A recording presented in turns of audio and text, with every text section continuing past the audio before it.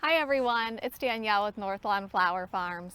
Today I want to share with you how to harvest feverfew for the longest vase life. And feverfew makes an absolutely wonderful addition to a bouquet.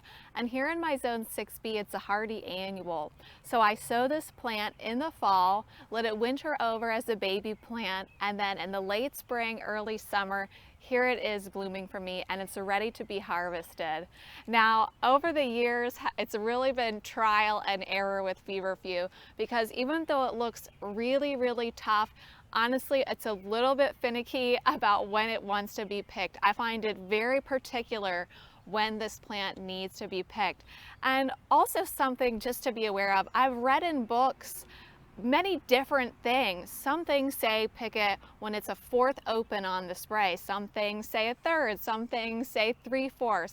So I've tried all these different methods over the years, and the thing that really works best for me is to harvest feverfew when it's about 3/4 open on the spray, and you can almost push it to all the way open.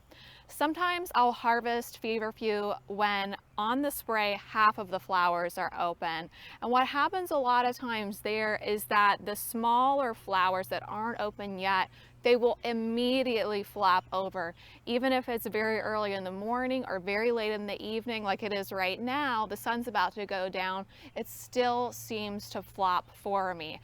Now, you can fix that by putting it in the cooler, and in 24 hours it will be fine.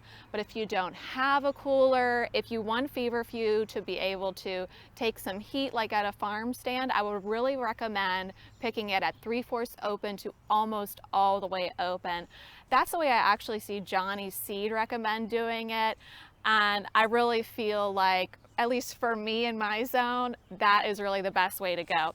So now let me show you where to go ahead and pick one. So you're just going to pick a spray. So hopefully you can see this, maybe this one. I have some straw flower in front of it, but I'm going to take it basically all the way to the ground, leaving about 3 sets of leaves. And this is the central stem I'm cutting. So that's a pretty big spray right there. I certainly don't need all of these blooms and side shoots. Of course, you could keep them if you wanted, but that is a lot for one stem to hydrate. So that looks good to me. I'm going to go ahead, cut it on an angle, and really do put feverfew immediately into water. For me, I see a big difference. You know, just making these slight adjustments and cutting it really is the difference between cutting it and being happy because it holds up, and cutting it and you take it inside an hour later and half of it's flopped open and over. So I hope that's helpful. I'm going to harvest the side shoots where they meet the central shoot. I do expect, and I have gotten over the past 4 years, a second flush on the feverfew plant. However, this flush is much shorter. It's often not even usable, so I just let it set seed and seed itself again for next season. And it also is a perennial. Most people know it as a perennial.